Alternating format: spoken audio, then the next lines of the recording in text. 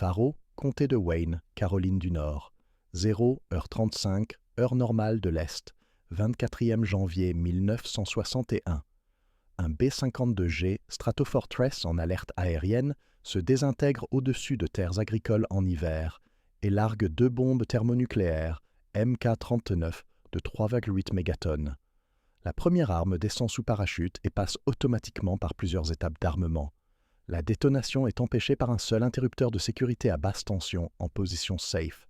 En interne, l'examen de Sandia indique que le fonctionnement complet de cette arme a été empêché par l'interrupteur MC772 Arm Safe, tandis qu'une note ultérieure du superviseur de Sandia, Parker F. Jones, conclut qu'un simple interrupteur à basse tension, basé sur la technologie Dynamo, s'est interposé entre les États-Unis et une catastrophe majeure. Ce ne sont pas des rumeurs, ce sont des conclusions documentées. Ce film reconstitue comment la rupture d'un avion a provoqué le déclenchement involontaire d'une chaîne d'armement nucléaire et pourquoi les États-Unis ont ensuite renforcé leur doctrine de sécurité. 3,8 mégatonnes contre un seul interrupteur. Ce rapport a modifié la politique de sécurité des armes. 24 janvier 1961. Espace aérien au nord de Goldsboro, Caroline du Nord. Base aérienne Seymour Johnson. Une mission Chrome Dome de routine. Alerte aérienne continue du Strategic Air Command, atteint sa fenêtre de ravitaillement au-dessus de la plaine côtière de Caroline. Le B-50 immatriculé 580187 transporte 2 bombes à hydrogène Mk-39, chacune d'une puissance de 3,8 mégatonnes, soit 260 fois la puissance qui a détruit Hiroshima. Le commandant de bord signale une fuite de carburant dans l'aile droite, lors de l'approche du ravitailleur KC-135.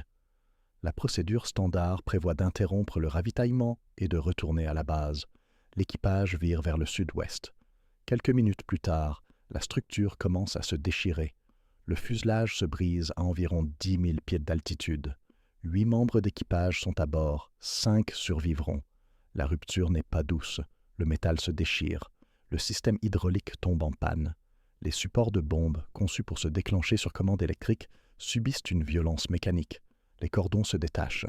Les tiges biches, qui maintiennent les bombes à leurs attaches, se séparent sous l'effet d'une force que les interrupteurs du cockpit n'ont jamais été conçus pour supporter.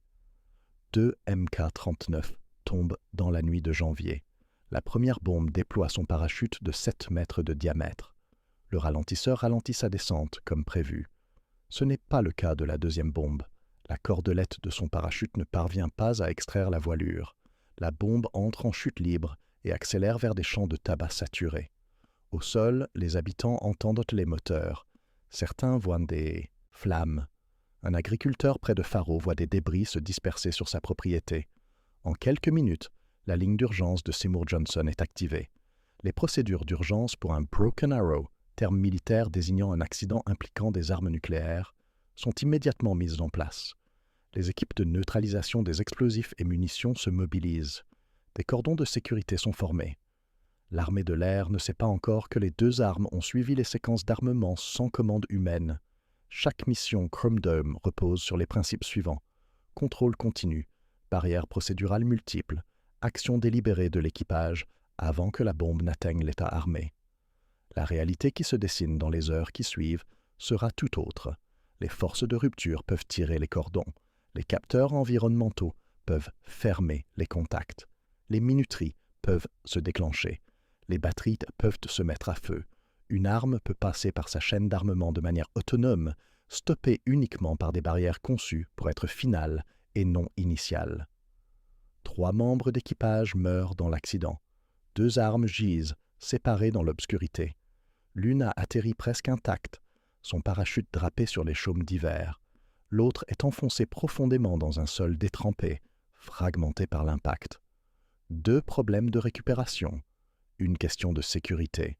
La réponse prendra des semaines à documenter et des décennies à divulguer entièrement. Fin janvier 1961. Poste de commandement de la base aérienne Seymour Johnson et bureau technique des laboratoires nationaux Sandia. Les enquêteurs étalent des schémas sur des tables métalliques. Le Mk-39 Mode 2 n'est pas un dispositif simple. Sa chaîne d'armement comprend plus d'une douzaine de composants distincts. chacun étant conçu pour accomplir une étape d'une séquence qui ne doit se produire que lorsque l'équipage en donne l'ordre et que l'environnement de l'arme confirme le lancement intentionnel. Les composants ont des désignations alphanumériques. MC845, générateur d'impulsion. MC543, minuterie, calibrée pour fonctionner pendant environ 42 secondes. MC832, interrupteur à pression différentielle, détectant les changements d'altitude. MC640 et MC641. Batterie thermique, l'une pour les circuits de commande à basse tension, l'autre pour l'énergie de mise à feu à haute tension.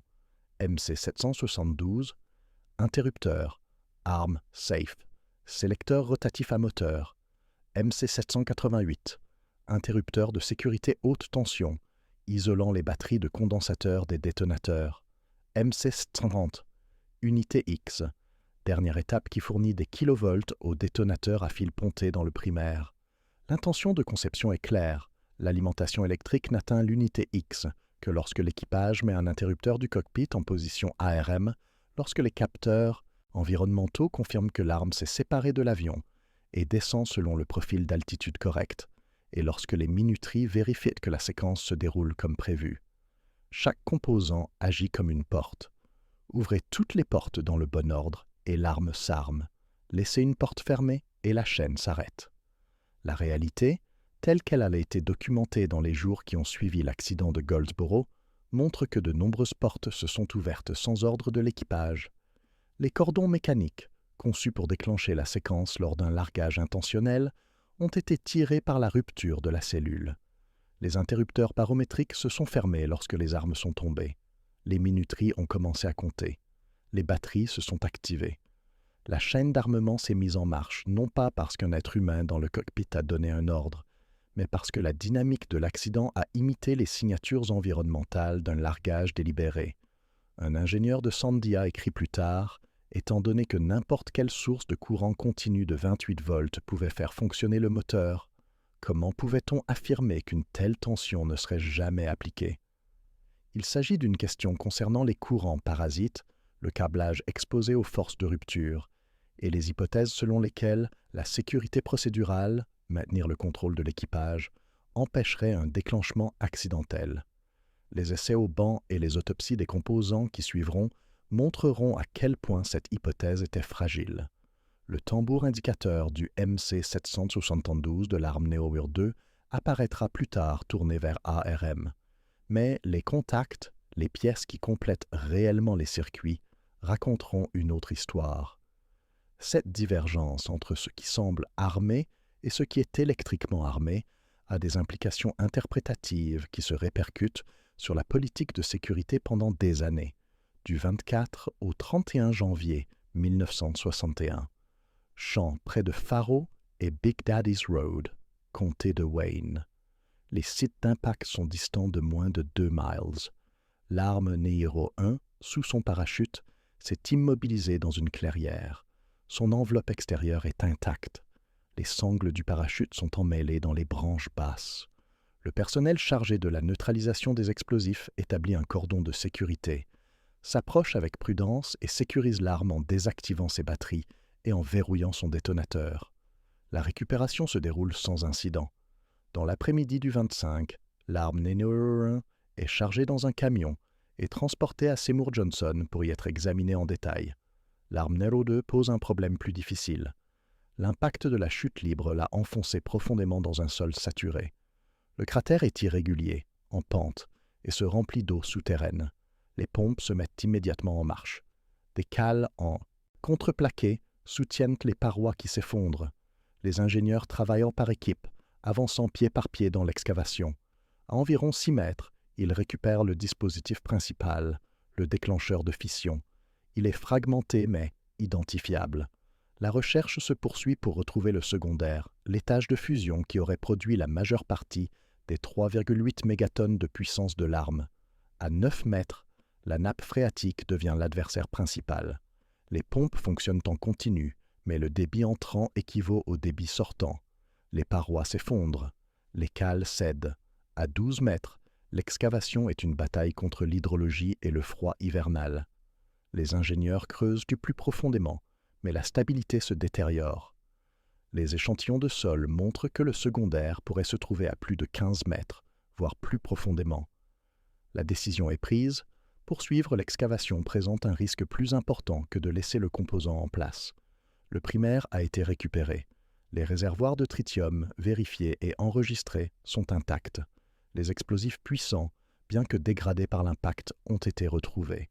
Le secondaire reste enfoui, pris dans l'argile et les eaux souterraines. Sans détonateur, sans primaire intact pour déclencher la fusion, il est inerte. Il n'est dangereux que s'il est perturbé.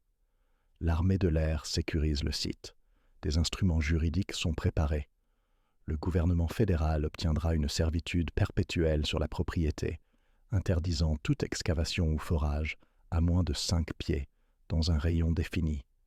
La famille Davis, qui cultive la terre, conservera les droits de surface. Elle pourra planter du tabac, récolter des cultures, construire des clôtures, mais elle ne pourra pas creuser en profondeur. Une ligne, dans un registre foncier, devient la cicatrice visible d'un accident évité de justesse. Des années plus tard, les chercheurs estimeront que le secondaire se trouve à environ 180 pieds, bien en dessous de la restriction de 5 pieds de la servitude, bien en dessous de la portée pratique. Il restera là, artefact de la guerre froide scellé dans la boue de Caroline. Du 25 au 27 janvier 1961, base aérienne, Seymour Johnson et Bank Sandia à Albuquerque. Les composants de l'arme Neocoran arrivent les uns après les autres, enregistrés et étiquetés. Les techniciens les montent dans des gabarits d'essai. Les voltmètres sondent les circuits. Les contrôles de continuité confirment ou infirment les chemins de courant. Une image se dessine, non pas celle d'une arme qui n'a pas pu s'armer, mais celle d'une arme qui s'est armée autant que sa conception le permettait, puis s'est arrêtée à une seule barrière. Le générateur d'impulsion MC-845 a fonctionné. Le minuteur MC-543 a fonctionné pendant environ 42 secondes, ce qui correspond au temps de descente sous parachute. Le commutateur de pression différentielle MC-832 s'est fermé, détectant un changement d'altitude. La batterie thermique basse tension MC640 s'est activée, fournissant 28 volts CC au circuit de commande. Jusqu'à présent, tous les composants se sont comportés comme prévu, non pas pour un accident, mais pour un lancement normal de l'arme. Interrupteur MC772, arme safe. Restez en position safe. Ce simple fait rompt la chaîne. En position safe, l'interrupteur isole physiquement le bus de commande basse tension des circuits qui déclencherait la séquence de tir haute tension. Le moteur qui fait passer l'interrupteur de la position safe à la position ARM n'a pas reçu d'alimentation, ou n'a pas fonctionné, ou a fonctionné mais n'a pas terminé sa course. Le mode de défaillance exact est moins important que le résultat. L'interrupteur est resté en position. Comme le MC772 est resté bloqué, la batterie haute tension MC641 ne s'est pas déclenchée. Le commutateur de sécurité haute tension MC788 n'a pas fonctionné. L'unité XMC730 est restée déchargée. Aucun kilovolt n'a atteint les détonateurs. Aucun primaire n'a été déclenché. Aucun secondaire n'a fusionné. Aucun rendement. L'analyse de Sandia de février 1961 l'affirme clairement. Le fonctionnement complet de cette arme a été empêché par le commutateur d'armement sécurisation MC772, le dispositif de sécurisation primaire. Le rapport poursuit. Les composants de la séquence de mise à feu ont fonctionné comme prévu, c'est-à-dire comme prévu pour un déclenchement délibéré, sauf que le déclenchement n'était pas délibéré. Les analystes ont construit un arbre logique. Si le MC772 avait été accidentellement mis en position ARM, Arm Usher's Arm Safe Switch, par une tension parasite, par un choc transmis par le câblage, ou par l'un des modes de défaillance documentés lors des essais, alors la séquence haute tension se serait déroulée. L'arme était équipée d'un détonateur de secours à contact, des interrupteurs à écrasement dans le cône, avant conçus pour se fermer lors de l'impact au sol, fournissant un chemin d'initiation de secours si la séquence barométrique principale échouait. À l'état ARM, la fermeture du cône avant aurait satisfait à la logique de tir. Le mot « si » a son importance. Le MC772 n'est pas passé à l'état ARM, mais il aurait pu. Du 27 janvier au 16 février 1961. Site de fouille et laboratoire d'autopsie de Sandia. Le MC-772 de l'arme numéro 2 arrive dans un conteneur scellé. De la boue adhère à son boîtier. Les techniciens le nettoient soigneusement, le photographient sous plusieurs angles, puis le démontent dans des conditions contrôlées. Le tambour indicateur, un affichage mécanique visible à travers une petite fenêtre sur le corps de l'interrupteur, est tourné vers la position ARM. Sur le terrain, cette indication a suscité des inquiétudes. ARM suggérait que l'arme avait progressé plus loin dans sa séquence que ce qui était initialement prévu. Mais les tests électriques racontent une autre histoire. Les contacts à l'intérieur de l'interrupteur sont séparés mécaniquement. Les dommages causés par l'impact ont déformé la liaison entre le tambour indicateur et les éléments réels de l'interrupteur. Le tambour a tourné, peut-être à cause du choc, peut-être à cause d'un mouvement partiel du moteur avant la perte de puissance, mais les contacts n'ont pas suivi. Le circuit reste ouvert. Électriquement, le commutateur n'est ni armé ni sécurisé. Il est cassé. Un examen plus approfondi révèle d'autres éléments. Le minuteur MC543 de l'arme numéro 2 n'a fonctionné que pendant 12 à 15 secondes, et non pendant les 42 secondes observées pour l'arme numéro 1. La descente a été trop rapide. Le parachute ne s'est jamais déployé. L'impact à forte accélération a détruit le commutateur de sécurité haute tension MC8. Les cristaux de mise à feu à contact frontal, des éléments piézoélectriques conçus pour générer une impulsion de mise à feu lors de l'impact, ont été réduits en poudre. Même si tous les autres composants avaient été en état ARM, même si le MC772 avait été fermé électriquement, le circuit de mise à feu a été sectionné à plusieurs endroits par les dommages causés par l'impact. Le rapport de Sandia note: le commutateur a été endommagé à un point tel que le circuit n'aurait pas pu se fermer même si le tambour indicateur avait été en position ARM. Cette conclusion tempère les affirmations sensationnelles selon lesquelles l'arme numéro 2 était à un commutateur près de la détonation, mais elle souligne également un point plus subtil. Les indicateurs visuels peuvent mentir. Faites confiance aux instruments. Faites confiance aux tests de continuité. Ne faites pas confiance aux cadrans et aux tambours qui ont pu être délogés de leur mécanisme. La leçon à tirer concerne la procédure probatoire. Dans les futures enquêtes sur les accidents, l'état des interrupteurs sera confirmé par des mesures électriques et non par la lecture des indications des indicateurs. Le tambour ARM de Goldsboro devient un artefact pédagogique.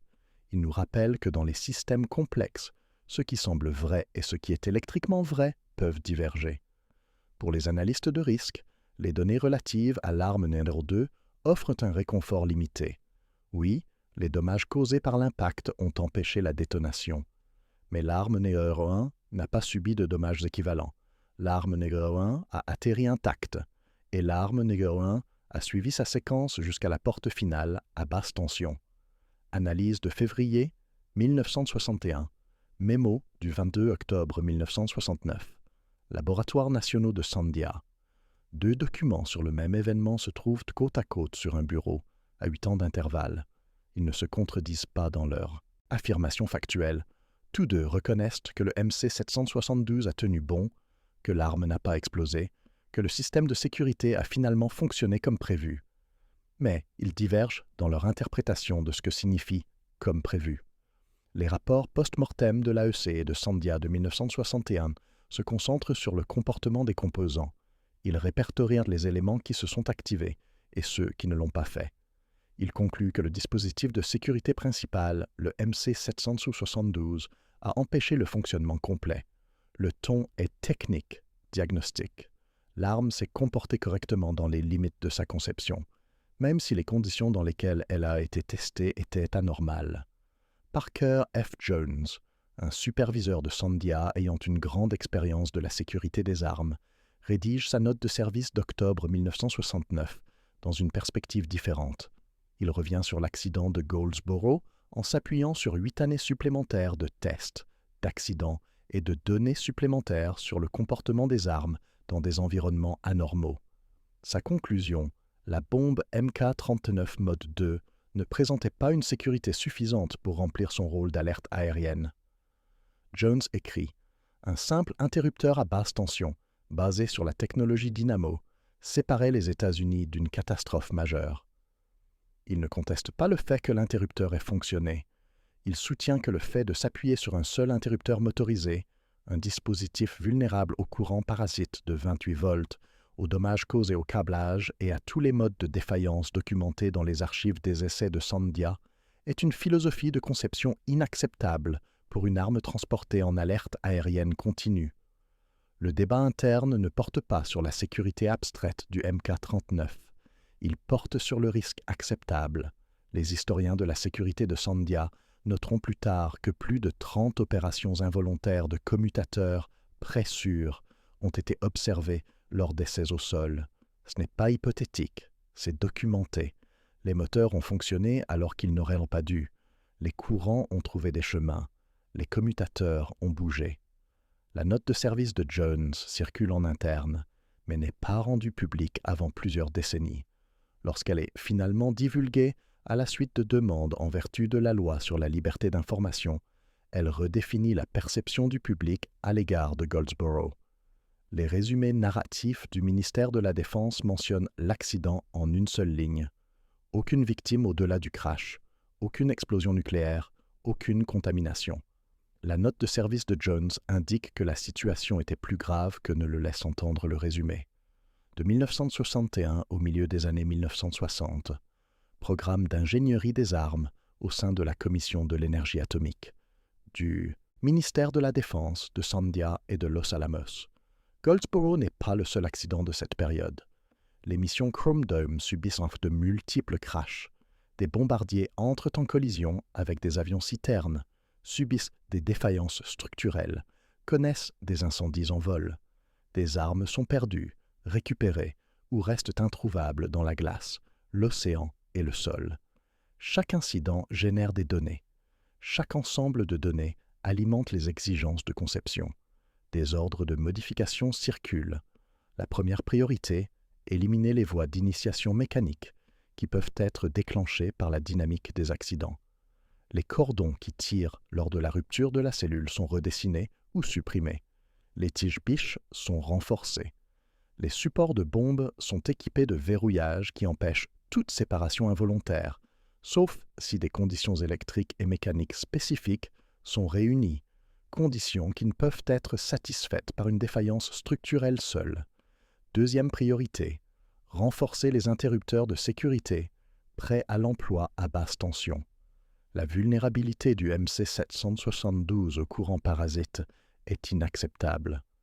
Les nouvelles conceptions intègrent des dispositifs de verrouillage qui nécessitent non seulement une tension, mais aussi un signal codé ou une action mécanique qui ne peut se produire accidentellement. L'objectif est la sécurité inhérente, un terme qui gagne en popularité dans les analyses de sécurité de Sandia au cours des années 1960. La sécurité inhérente signifie que l'arme ne détonnera pas, même si elle est exposée à des environnements anormaux, même si des composants tombent en panne, même si des tensions apparaissent là où elles ne devraient pas. Troisième priorité, renforcer l'isolation haute tension. Le MC788 et les commutateurs de sécurité similaires sont repensés pour résister à des chocs plus importants et fournir des chemins de retenue redondants. Les armes ultérieures intègrent des dispositifs de détection environnementale réglés pour distinguer les profils de vol normaux des profils anormaux, accéléromètres, capteurs de vitesse d'altitude, minuterie avec des seuils plus stricts. L'objectif est d'empêcher une séquence de se dérouler à moins que l'arme ne soit véritablement dans un profil de lancement délibéré. Les historiques de sécurité déclassifiés de Sandia pour cette période adoptent un cadre de risque quantifié. Les analystes parlent de probabilité cible. Une détonation accidentelle devrait se produire à un taux inférieur à 1 sur 1 million par arme et par an. Le chiffre exact varie selon la classe d'arme et le profil de mission, mais le principe reste le même. Le risque ne peut être nul. Le risque doit être connu, mesuré et pris en compte dans la conception. Un document ultérieur de Sandia indique « Les risques ne peuvent être nuls et ne peuvent jamais être vraiment connus ». Il s'agit d'une reconnaissance de l'incertitude, mais aussi d'un engagement en faveur de la rigueur technique. Goldsboro, tout comme Palomares, Tulle et d'autres flèches brisées, a entraîné le passage d'une assurance procédurale, confiance dans le fait que les équipages suivront les protocoles, à une assurance physique, confiance dans le fait que les circuits et les composants empêcheront la détonation même si tout le reste échoue. De 1961 à 1980, les compilateurs du ministère de la Défense, puis les conservateurs du ministère de l'Énergie et enfin les conservateurs des archives nationales. Les archives publiques des accidents nucléaires sont gérées avec soin. Les résumés officiels sont brefs, factuels au sens strict, dépourvus de détails. La brochure Narrative Summaries of Accidents Involving U.S. Nuclear Weapons, 1950-1980. Résumé narratif des accidents impliquant des armes nucléaires américaines, 1950-1980, répertorie 32 incidents.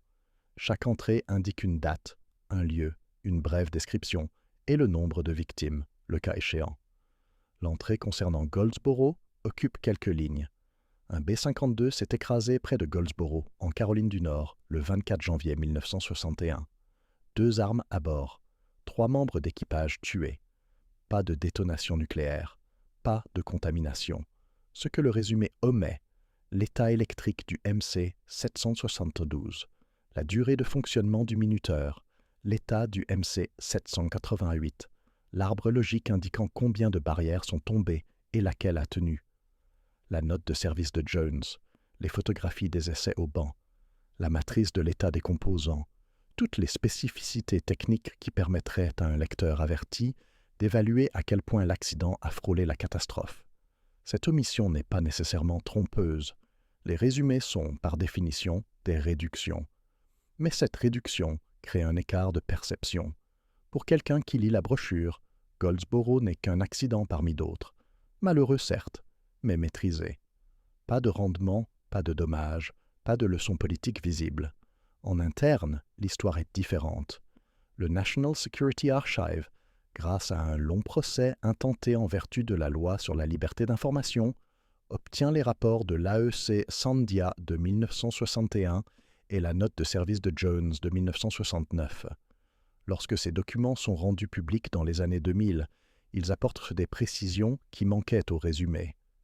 Les Archives nationales publient ensuite un article éducatif soulignant que 2 bombes à hydrogène sont tombées sur Terre et que un simple interrupteur à basse tension a empêché une destruction inimaginable. Cette expression, destruction inimaginable, n'apparaît pas dans les rapports techniques de 1961. Il s'agit d'une interprétation d'un cadre historique, mais elle reflète ce que montre le tableau des composants. Une arme qui s'est armée grâce à des déclencheurs environnementaux et qui s'est arrêtée à une seule porte électrique. La divergence entre le résumé et le schéma devient un cas d'étude en matière de transparence. La confiance du public dans la sûreté nucléaire dépend de sa compréhension de ce que signifie la sûreté. Si le récit est « le système a fonctionné », le public peut croire que les systèmes fonctionnent toujours. Si le récit est « le système a fonctionné », mais reposait sur un seul point de défaillance, le public peut poser de meilleures questions sur la redondance, les tests et les risques acceptables. Les archives documentaires de Goldsboro sont désormais accessibles aux chercheurs. La table d'essai, les photographies des interrupteurs, la note de service de Jones, tout est disponible. Comparez le texte de la brochure aux données techniques. Décidez quelle version est la plus complète. Février 1961. Essai sur banc à Sandia. Les ingénieurs construisent un schéma superposé. La question est précise. 28 volts CC aurait-il pu atteindre le moteur du MC-772, le mettant en mode ARM? Si oui, une haute tension aurait-elle alors pu être transmise à l'unité X du MC-730 via le commutateur de sécurité du MC-788? Le modèle de redondance intégré à la conception des armes suppose l'existence de multiples barrières indépendantes. Sécurité mécanique, sécurité électrique, détection environnementale, synchronisation. Chaque barrière est censée agir comme un veto. Si une seule barrière tient, l'arme n'explose pas. Les états des composants de l'arme Neodero 1 montrent que de nombreuses barrières n'ont pas tenu. La lanière mécanique a été tirée. Les interrupteurs barométriques se sont fermés. Le minuteur s'est déclenché. La batterie basse tension s'est activée. La séquence s'est poursuivie jusqu'au MC772. À ce moment-là, la chaîne s'est arrêtée. Les examinateurs de Sandia testent le moteur MC772 dans différentes conditions de tension et de courant. Ils vérifient que 28 volts, s'ils sont appliqués aux bornes correctes, feront passer le commutateur de safe à ARM en environ 5 secondes. Ils examinent le câblage récupéré sur l'arme Neoru 1, à la recherche de traces de court-circuit, de dommages à l'isolation, de tout chemin qui aurait pu connecter la tension de la batterie au circuit d'entraînement du moteur. Ils n'en trouvent aucun. Le MC772 a tenu bon, car aucune tension n'a atteint son moteur. Mais les tests montrent à quel point la marge était étroite. Un seul fil frotté par des débris de la cellule, un seul connecteur déconnecté et touchant un bus sous tension, une seule défaillance dans le circuit d'isolation. N'importe lequel de ces éléments aurait pu fournir les quelques volts nécessaires pour actionner l'interrupteur. Si le commutateur était passé en position ARM, la batterie haute tension, MC641, se serait déclenchée. Le commutateur de sécurité MC788 se serait activé, connectant les batteries de condensateur à l'unité X. L'unité X se serait chargée, et l'arme aurait été entièrement armée, n'attendant plus que la fermeture des commutateurs de contact au sol lors de l'impact. Le résumé de Sandia est clair. Si l'arme Neoru 1 avait subi un déclenchement accidentel de son interrupteur de sécurité vers la position armée pendant la descente et avait été déclenchée par le fusible de contact avec le sol, une explosion nucléaire aurait eu lieu. Le conditionnel est important. L'interrupteur ne s'est pas déclenché, mais il aurait pu.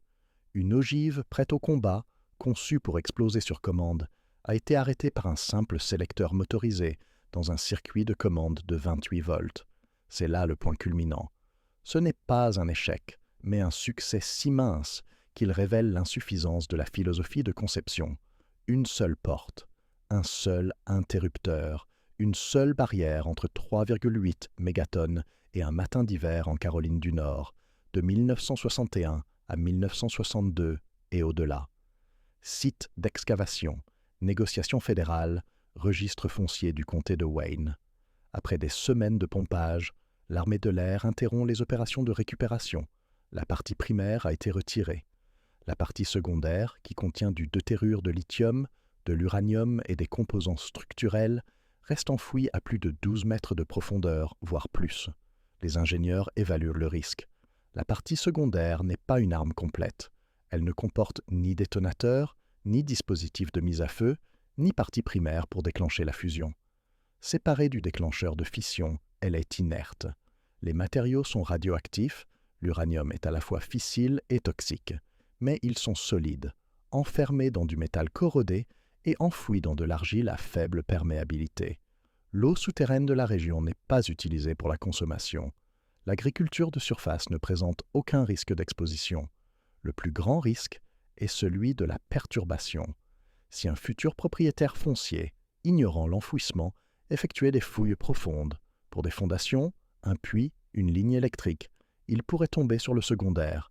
Il n'y aurait pas de risque d'explosion, mais un risque de contamination. Poussière d'uranium, fragments corrodés, risque d'exposition de faible niveau. L'armée de l'air obtient une servitude perpétuelle. La famille Davis, propriétaire du terrain, accepte les conditions.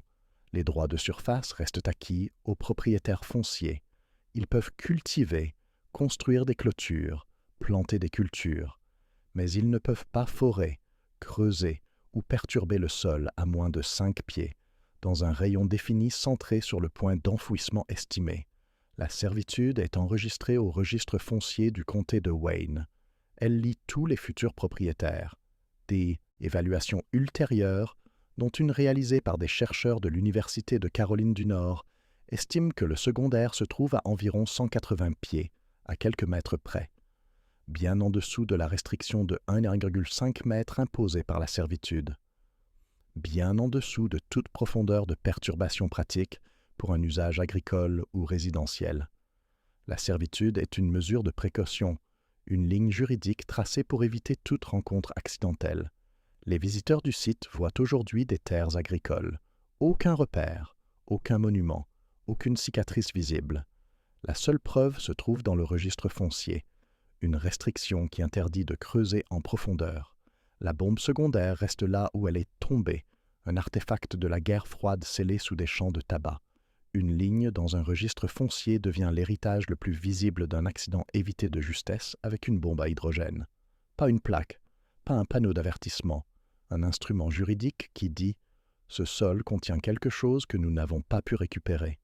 Ne le dérangez pas. » De 1961 à 1963, bureau politique du Pentagone et centre d'opération du Strategic Air Command.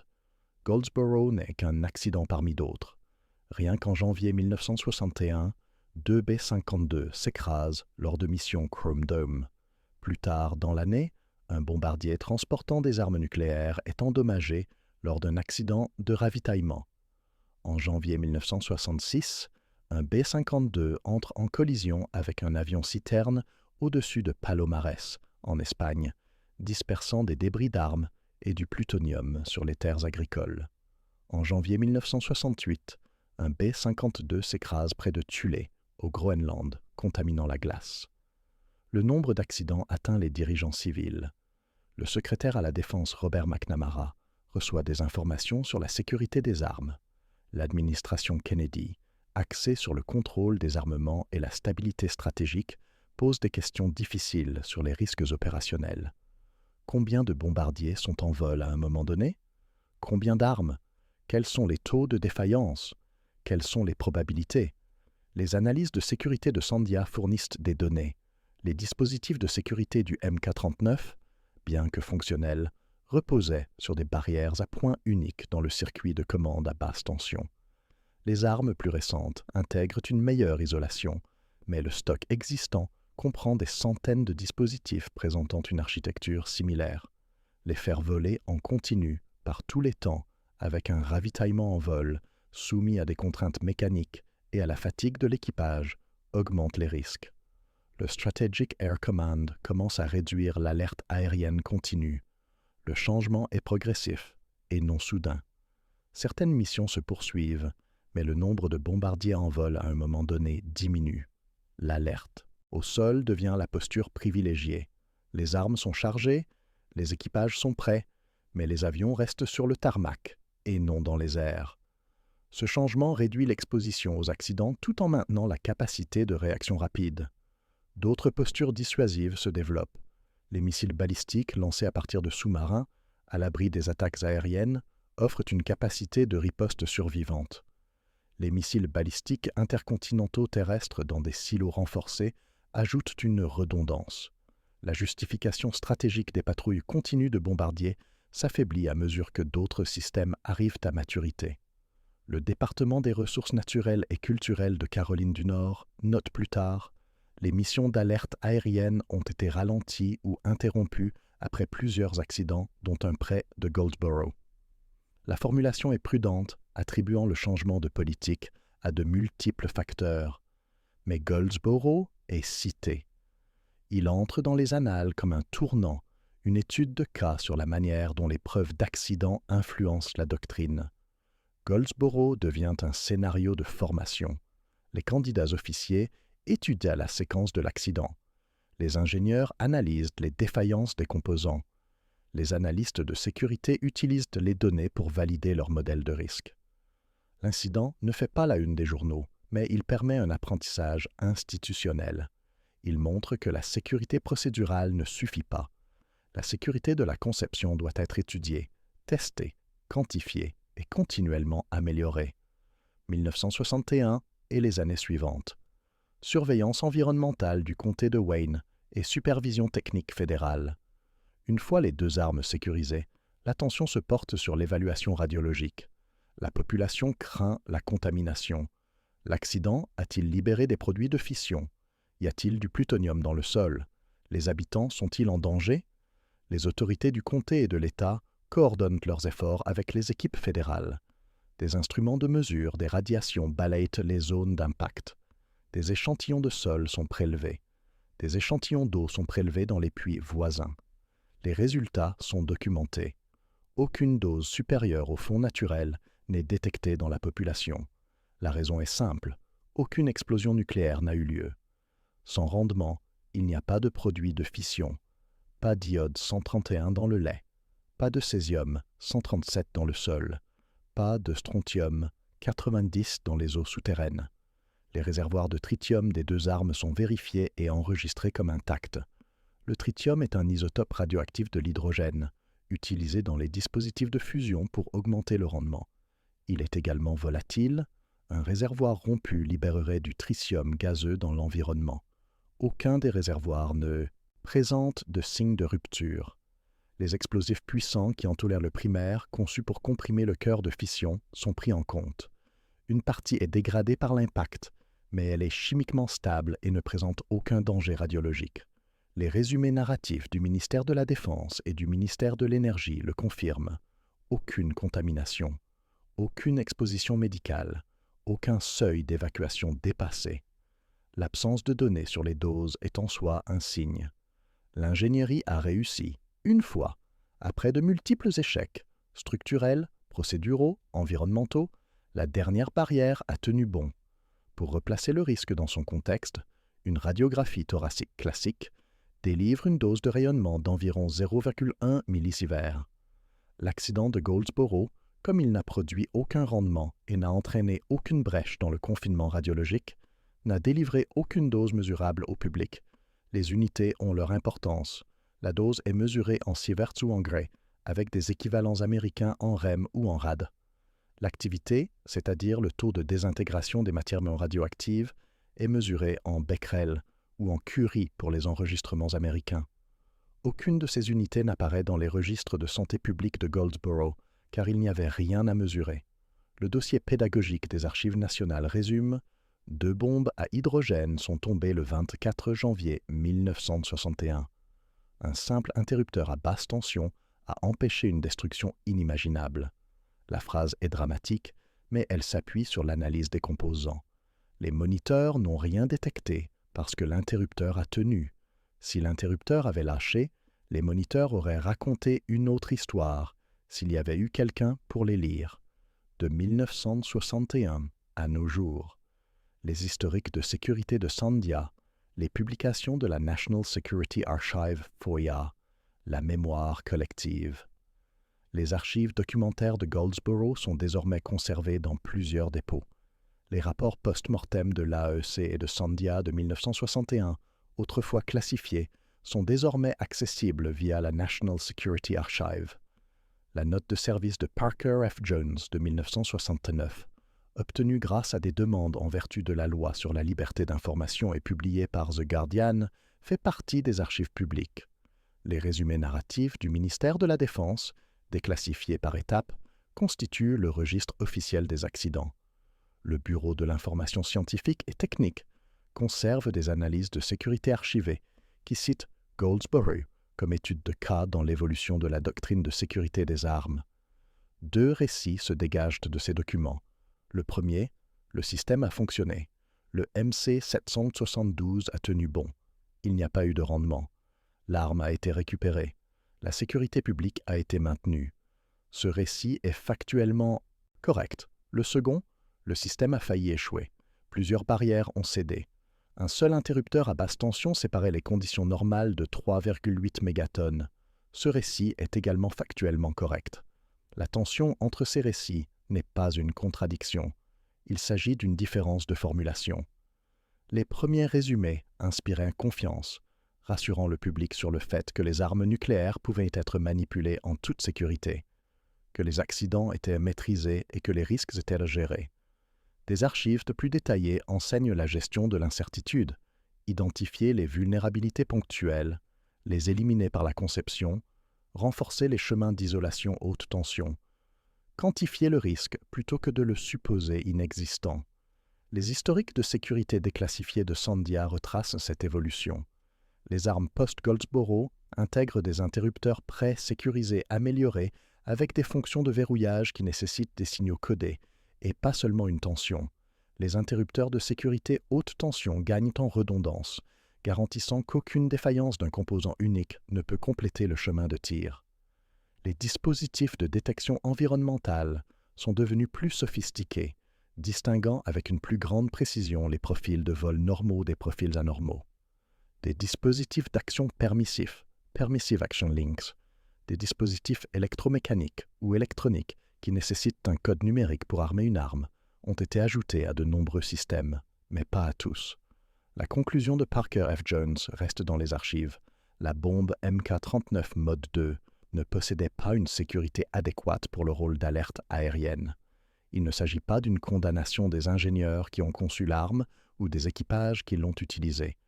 Il s'agit de reconnaître que les philosophies de conception évoluent, que ce qui semblait adéquat à la fin des années 1950 s'est avéré inadéquat lorsqu'il a été testé dans des conditions d'accident réels. L'importance durable de Goldsboro n'est pas l'absence de rendement, c'est la présence de données.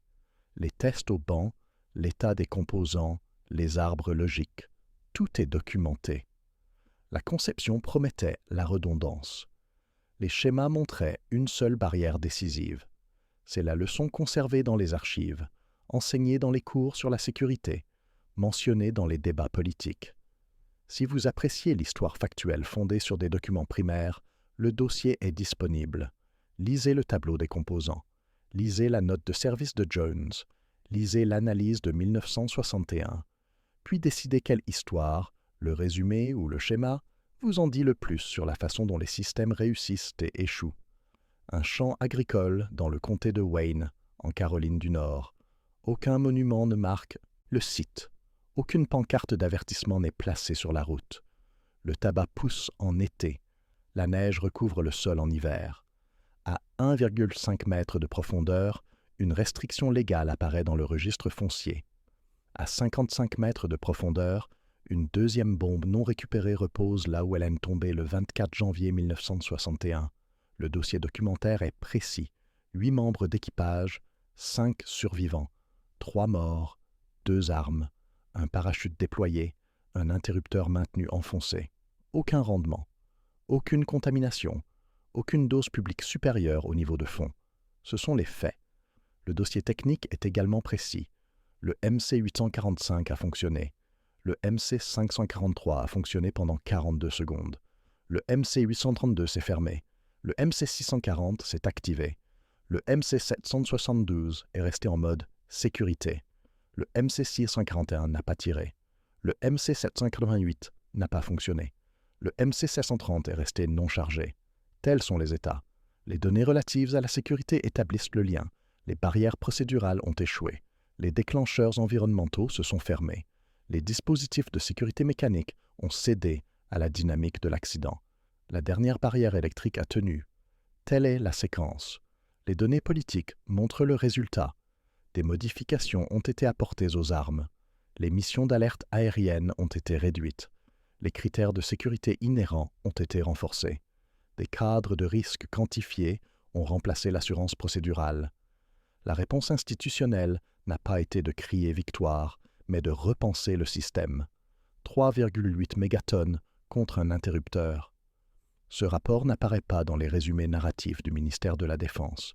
Il apparaît dans les analyses internes de Sandia, dans la note de service de Parker F. Jones, dans les historiques de sécurité déclassifiés, qui retracent comment les données d'un accident ont remodelé toute une doctrine de sécurité. Cette histoire n'est pas une histoire d'héroïsme ou d'échec. Elle concerne les mesures, les tensions, les états de contact, les durées des minuteries, les profils de descente.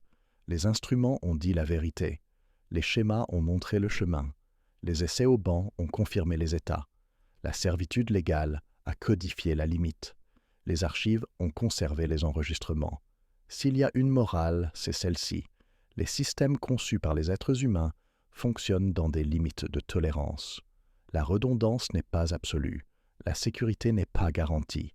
Le risque doit être connu, quantifié et continuellement réexaminé. L'incident de Goldsboro a fourni des données. Les ingénieurs ont utilisé ces données. La doctrine a changé. 64 ans plus tard, le champ est calme. Le secondaire reste en dessous. La servitude reste en vigueur. Les documents restent dans les archives. La leçon reste dans les programmes de formation. Un seul interrupteur, retenant une seule porte, a empêché une seule détonation. Une fois. un matin d'hiver, dans un ensemble de conditions spécifiques. La conception promettait que de telles conditions ne se produiraient jamais. Le tableau des composants montre qu'elles se sont produites. C'est l'histoire documentée de l'incident de Goldsboro, non pas le récit de ce qui a failli se produire, mais le compte-rendu de ce qui s'est réellement produit et de ce qu'une seule barrière électrique a empêché. Les chiffres sont dans les archives. Les schémas sont déclassifiés. La vérité est mesurable. Le souvenir est factuel. C'est ainsi que l'histoire doit être préservée.